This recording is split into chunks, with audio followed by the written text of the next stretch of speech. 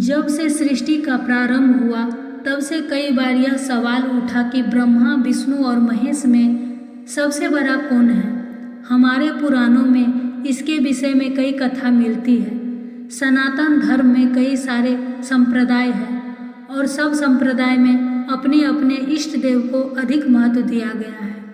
फिर भी यह सनातन धर्म की महानता है कि हर संप्रदाय दूसरे संप्रदाय का आदर और सम्मान करते हैं। इतिहास में ऐसी कोई भी घटना का जिक्र नहीं जहां एक संप्रदाय का किसी दूसरे संप्रदाय के साथ संघर्ष हुआ हो।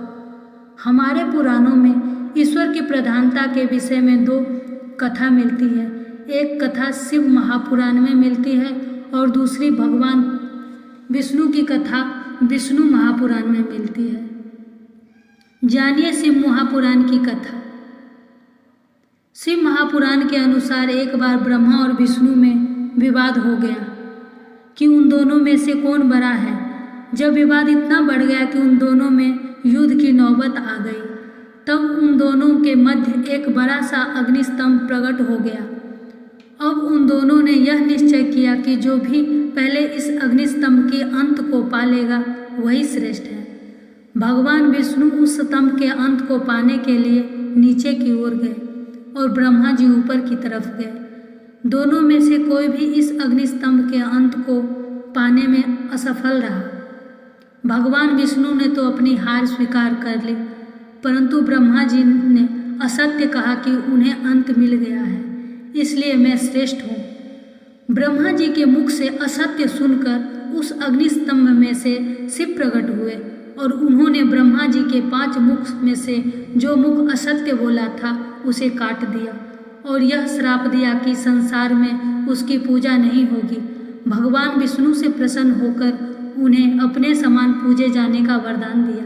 यह कथा शिव पुराण की है, जिसके अनुसार शिव जी सबसे बड़े हैं। जानिए श्रीमद् भागवत कथा में क्या कहा गया है। एक बार सप्त ऋषियों में यह चर्चा हो रही थी कि ब्रह्मा, विष्णु और महेश में से सबसे बड़ा कौन है। इसलिए उन्होंने त्रिदेवों की परीक्षा लेने का सोचा और यह कार्य श्री भृगु ऋषि को सौंप दिया गया। अपने इस उद्देश्य से भृगु ऋषि परमपिता परमात्मा के पास गए और उन्होंने उनका अपमान किया। इस अपमान से ब्रह्मा जी को क्रोध आ गया। बाद में भृगु ऋषि शिव के पास गए, उन्होंने शिव जी का अपमान किया। फिर वह भगवान विष्णु के धाम वैकुंठ गए, जहाँ भगवान विष्णु अपने शेष शैया पर विश्राम कर रहे थे। महर्षि भृगु ऋषि ने जाकर सीधे भगवान विष्णु के वक्षस्थल पर लात मारी। इनके इस कृत्य से भगवान विष्णु को तनिक भी क्रोध नहीं आया और उन्होंने भृगु ऋषि के पैर पकड़ लिए और कहा, महर्षि आपके पैर में कहीं चोट तो नहीं लगी? मेरा वक्षस्थल बहुत कठोर है और आपके पैर बहुत ही कोमल।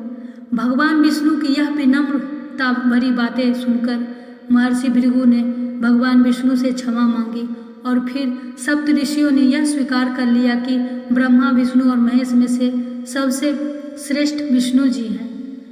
मेरी दृष्टि से भगवान जो करते हैं वह लीला है और जो उनकी लीला के पीछे क्या कारण होता है वह भृगु जैसे महर्षि भी जान नहीं सकते। ब्रह्मा, विष्णु और महेश तो सर्वज्ञ है, उन्हें जरूर ज्ञात हो गया होगा कि भृगु उनकी परीक्षा ले रहे हैं। ऐसा ना होता तो वह भृगु ऋषि को दंड जरूर देते। देखा जाए तो भृगु ऋषि की लात उस महाकाली के चरण के आगे कुछ नहीं, जो महाकाली ने महादेव की छाती पर रख दिया था और सृष्टि की रक्षा के लिए महादेव ने महाकाली के पांव की ठोकर स्वीकार कर लिया था। इस कथाओं के बावजूद मुझे लगता है कि इन दोनों में से कौन बड़ा और कौन श्रेष्ठ है, यह तुलना हमारे जैसे मनुष्य नहीं कर सकते। शिव पुराण और विष्णु पुराण दोनों में इन तीनों देवों को अभिन्न बताया गया है। हमारे पुराणों में यहाँ तक कह दिया कि जो मनुष्य शिव द्रोह करके विष्णु की पूजा करता है और जो विष्णु द्रोह करके शिव की पूजा करता है, उनकी पूजा का कभी स्वीकार नहीं की जाती। गीता में श्री कृष्ण कहते हैं कि रुद्रों में मैं शंकर हूँ। इसका मतलब यह भी होता है कि जो रुद्र है वह कृष्ण है और जो कृष्ण है वह रुद्र है। गीता में श्री कृष्ण कहा है कि जो भक्त मुझे जिस तरह भजता है मैं उसे वैसे ही रूप में प्राप्त होता हूँ। इसका मतलब यह होता है कि ब्रह्मा विष्णु महेश वास्तव में एक ही परम तत्व है।